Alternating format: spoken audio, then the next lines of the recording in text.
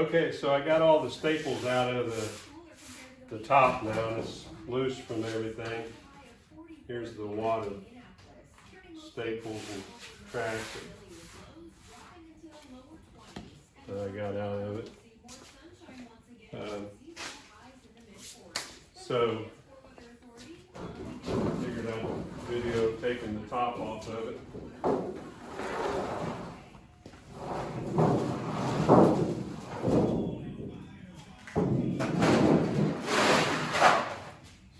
Side.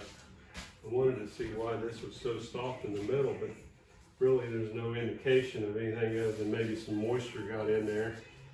Here's a bad spot in the wood where they use that chipboard. I'm not sure if I'm going to use chipboard to replace it with, or maybe regular plywood.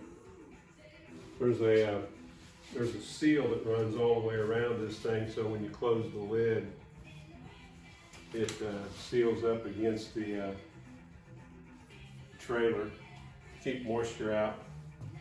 What I'm planning on doing is buying some of this stuff to replace this with, so that it's all brand new.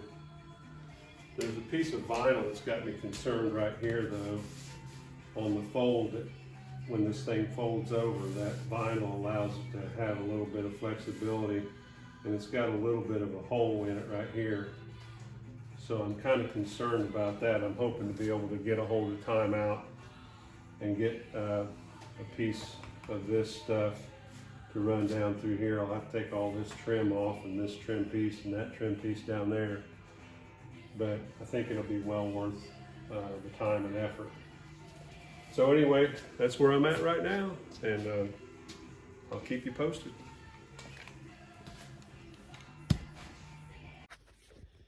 Hello YouTube, thought I would let you know what's going on with the renovation project today.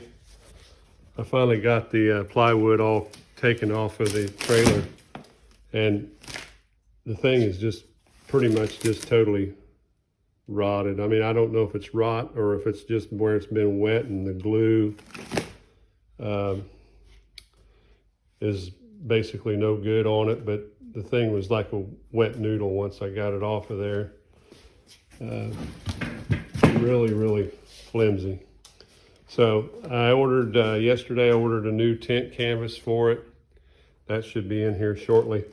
But these hinge cover pieces here, they sell also. Timeout sells those. They're just a piece of vinyl, I guess, but they're $6 a piece. I ordered 2 of them. I'm not sure if I need the one down below or not. It's a little dirty, but I think it's weathered pretty good. Still, it might need to be replaced. It's not too shabby, I don't think. I'll look at it and make sure it's okay.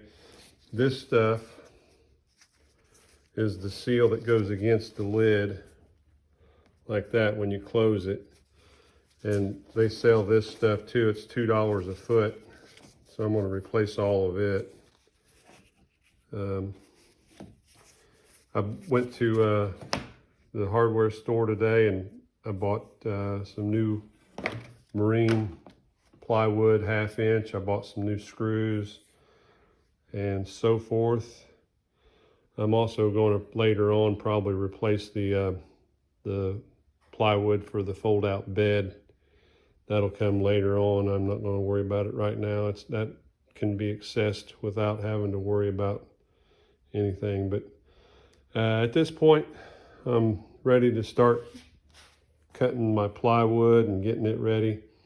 I did pick up another, I took a piece of carpet out of here to take with me, but I went to my friend Stan Novikowski's shop up in Anderson, Indiana.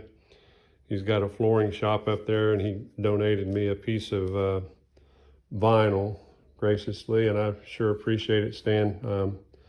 I think it'll work out pretty good. I'm going to put vinyl floor down instead of carpet as you enter the trailer.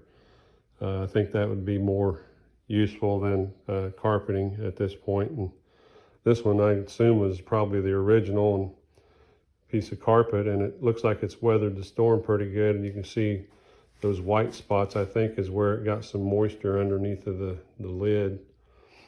And you know, storing trailers outside, especially these types of trailers, is not good. Or if you're going to store them outside, throw a tarp over it, put some block on it, on the tarp to hold it down, and that way it basically will protect your investment. These trailers are not cheap, and they deserve a pretty good life. So at any rate, I want to get started here. Here's the piece of metal, and you can see it's got some, I don't think it has any dings or anything in it, but I'm going to clean it all up, and you know, where those spots are at will be covered again anyways, and I'll use the same screw holes that it had in there. But I think that'll be fine. So, any rate, I'll be back shortly. Take care.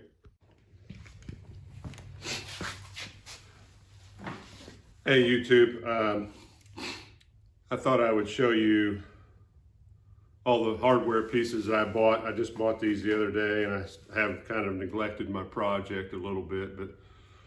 But first thing I've got is these machine screws. They're 1024 by 1/2 inch, and those will be screwed with these prong T-nuts. They're 1024 also. Basically, you put this on the back side of the plywood and then screw it in with these stainless steel machine screws. So I got those.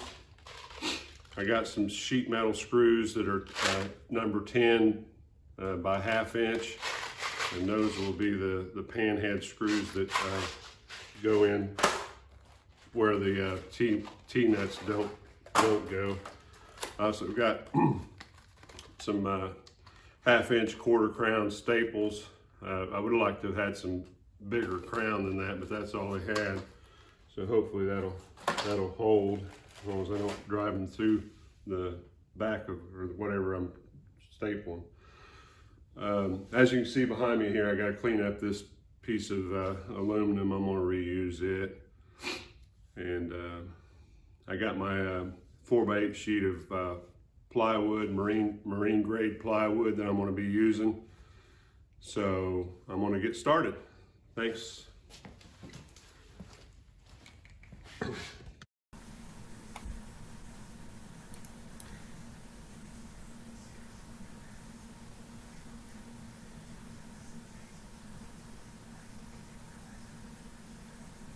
So I got my plywood. I'm getting ready to cut it. Basically, just wanted to give you